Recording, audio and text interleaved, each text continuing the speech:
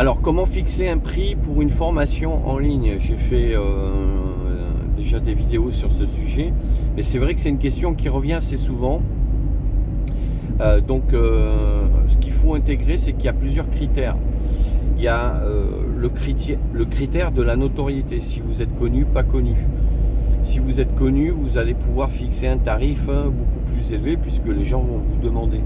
Si ce n'est pas le cas, que vous débutez sur Internet, il faudra vous mettre dans la tranche basse en termes de tarifs. Exemple, si une formation de 4 heures fait 500 ou 1000 euros pour quelqu'un de connu, vous, elle fera entre 50 et 100 euros, quoi, tout simplement.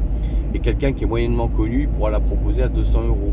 Donc vous voyez, c'est en fait le premier critère de la notoriété et de l'offre et de la demande, donc forcément qui en découle. Ensuite, le deuxième critère, ça va être la durée.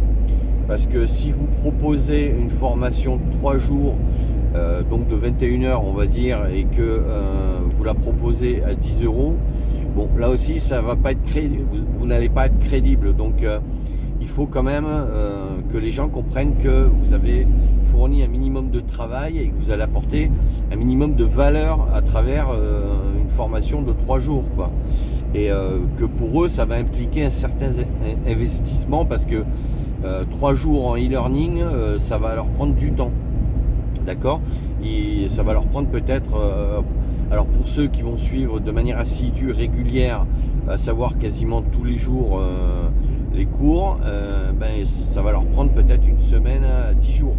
Pour ceux qui suivent à raison de quelques heures par semaine, ça va leur prendre un mois, voire plus. Donc il va falloir tenir compte de ce critère, de la durée. Et à partir de là, pour vous aider, vous pouvez vous baser sur un taux horaire, même si on est d'accord qu'un business en ligne, le principe c'est justement de ne pas vendre son temps contre de l'argent, mais vendre de la valeur contre de l'argent. Mais bon, pour vous donner une base de calcul, il faut bien prendre un critère qui est connu et reconnu.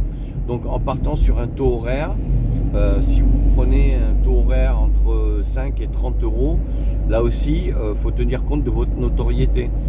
Si vous voyez que dans votre thématique, il y a des formateurs connus qui ont des taux horaires de 60 euros, c'est-à-dire que s'ils proposent des formations de 21 heures et vous divisez le prix de leur formation par le nombre d'heures, vous avez leur taux horaire.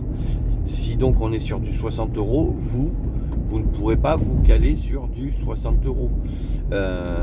Et si ils sont hyper connus, donc il faudra considérer que quelqu'un de moyennement connu, c'est la moitié, 30 euros. Et donc que vous, à partir du moment où vous débutez, il faudra que vous soyez en dessous de ça.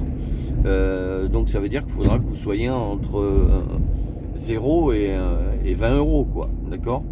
Et à partir de là, on va dire, si vous prenez 10 euros, votre formation à 21 heures, elle fera 210 euros, tout simplement.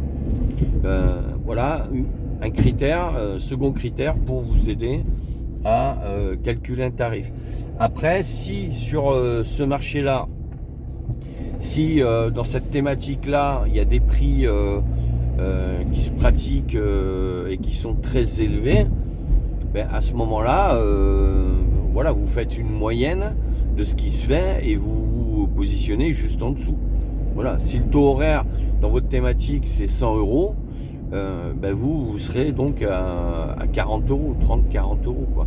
Voilà des idées pour essayer de voir comment vous pouvez vous positionner pour pas être pour être sûr de vendre vos formations, quoi, parce que l'objectif final c'est quand même de vendre vos formations à terme, quoi.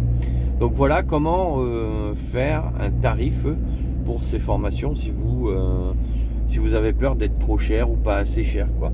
Partez sur des bases concrètes de marché et après vous pourrez rectifier en fonction, vous pourrez adapter vos prix, en sachant qu'après évidemment rien ne vous empêche d'augmenter le prix chaque année. Ça c'est la loi de l'offre et la demande qui déterminera